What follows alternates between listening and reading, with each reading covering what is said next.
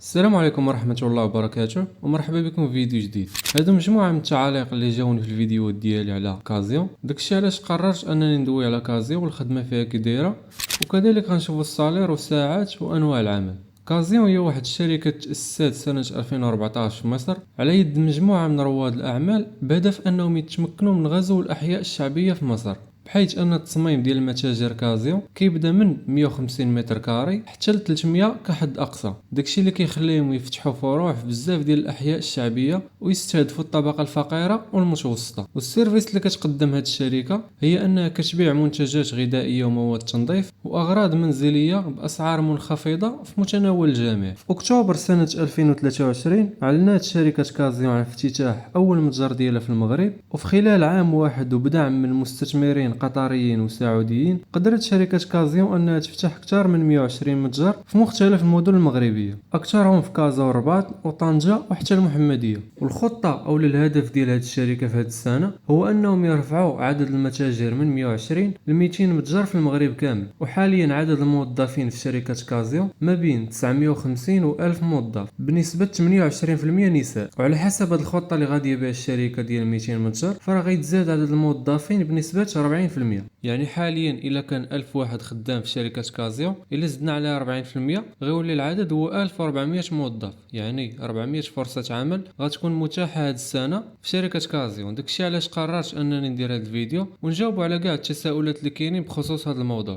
شنو هما انواع العمل اللي كاينين في شركة كازيو، وشحال هي ساعات العمل في الشركة، وشحال غتخلص الا خدمتي معاهم. باش نجاوبكم على هاد الاسئله سمعت المجموعه من الشباب اللي خدامين مع شركه كازيو اولا اللي سبق لهم وخدموا مع هاد الشركه، وهما اللي خديت من عندهم الاجوبه وتفاديت انني نقلب في جوجل اولا شات جي بي تي، حيت ما كاينش اللي غيعطيك الارقام اكزاكت فحال الا سولتي واحد مجرب. اول حاجه هي انواع العمل. انواع العمل تقريبا بحال بهم، يعني كتخدم بوليفالون انت وهذوك اللي خدام معاهم. يعني المهام ديالكم مجموعين هي ترتيب السلع، مساعده الزبناء، ومراقبه تاريخ الصلاحيه للمنتجات، وكذلك لاكيس، وبعض المرات كيكون نيطواياج حتى هو كتعاون فيه. المهم جميع انواع العمل كديرها انت وليكيب ديالك. هي حاجه سلبيه وايجابيه في نفس الوقت، حيت واخا كتكون المهام اللي عندك كثيره في نفس الوقت كتقدر تتعلم بزاف ديال الحوايج. وكنصيحه حاول ما تفوتش عام ديال الخدمه معاهم، حاول تقلب على ما احسن. وبالنسبه للصالير فراه كيبداو معاك بالسميك، اي الحد الادنى للاجور واللي هو 3000 درهم. وبالنسبه لساعات العمل فراه غير محدده، ولكن ما غتكونش اقل من 8 سوايع. هذه اقل حاجه بالنسبه للشباب اللي يلاه بادين، حيت كاين اللي كيخدم حتى 12 ساعه. داكشي علاش بحال هاد الخدامي ما خصكش تطول فيهم بزاف، ودائما قلب على ما احسن. ودابا بقات لينا اخر حاجه ما دويناش عليها، هي طريقه الترشيح من اجل العمل في متاجر كازيو. كاينين ثلاثه ديال الطرق واللي غنشوفوهم بثلاثه في هذا الفيديو. الطريقه الاولى واللي هي كلشي عارفه بلا ما نحتاجو ندوي عليها بالتفاصيل، واللي هي كتمشي لاقرب متاجر كازيو اللي كاينين في مدينتك او المدينه اللي بغيتي تخدم فيها، وكتدخل عادي وكتمشي عند الدري اللي في لاكيس ولا اي واحد خدام تما، كتقول له واش نقدر نعطيك السي في ديالي حتى يكون الماناجر ديالك وعطيه ليه، اولا الا كان في داك النهار يعطيه ليه. والطريقه الثانيه واللي مزيانه للناس اللي ساكنين بالضبط في مدينه المحمديه